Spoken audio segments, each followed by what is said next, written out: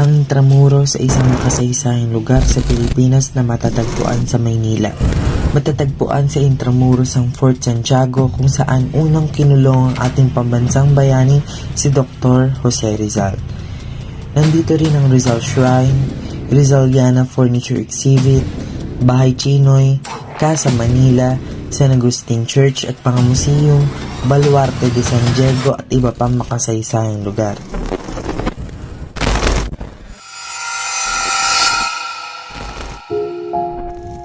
Ang Manila Cathedral ay ginawa pa noong panahon ng mga Kastila at ang simbahan ng Manila Cathedral ay kilala din bilang Manila Metropolitan Cathedral Basilica. Ito ay isa sa mga paboritong pinagdadausan ng kasal dahil sa ganda ng labas at loob ng simbahan. Ang Manila Basilica and Metropolitan Cathedral Immaculate Conception ay nakatayo dito sa Intramuros noong 1571. Itinayo ang Manila Cathedral noong 1581, dating gawa sa pawid at kawayan. Nasira noon ang katedral sa sunog at sa lindol. Ilang beses na din napagawa ang katedral at dumaan ang ilang taon. Sinubukang patibayin ang katedral para sa mga paghahanda sa susunod na panahon, pero sa malakas na lindol nasira muli ang simbahan.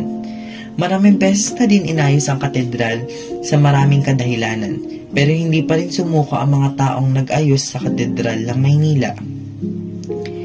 Ang kasalukuyang katedral ay ginawa noong 1954 sa ilalim ng pamamahala ng pamansang alagad ng sining sa arkitektura na si Fernando Ocampo. At ganito na siya kaganda.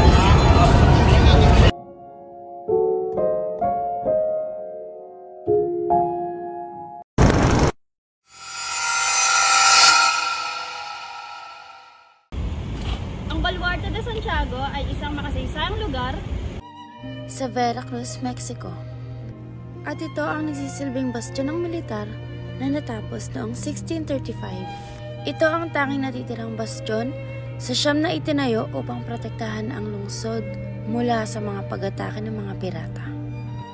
Noong 1991, ito ay naging museo na nagtatampok ng mga artifact tulad ng Joyas del Pescador, isang prehistoric na alahas na natagpuan mula sa lumubog na barko.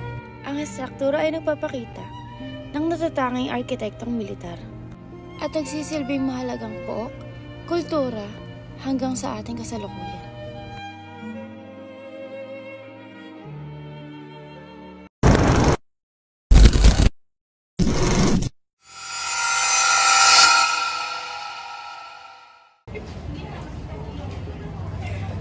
Ang San Agustin Church ay ang tanging gusali na naiwan pagkatapos ng pagkawasak ng Intramuros noong World War II.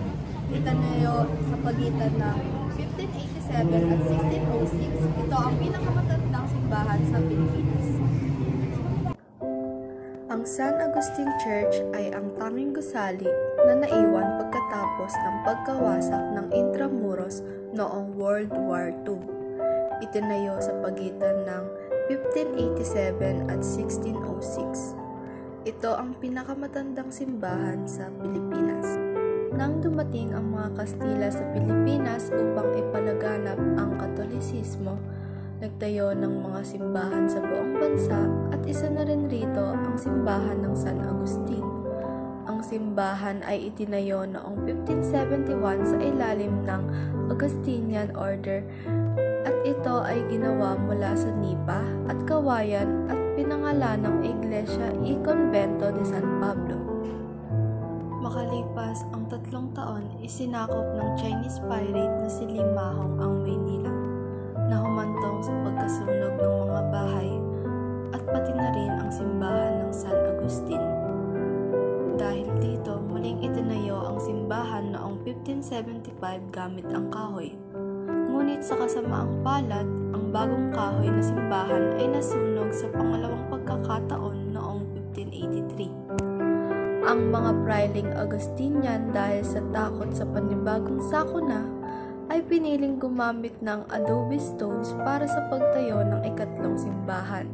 Noong 1586, isinangguni nila si Juan Macias tungkol sa disenyo at pagtatayo ng simbahan, at ito ay opisyal na natapos noong 1607.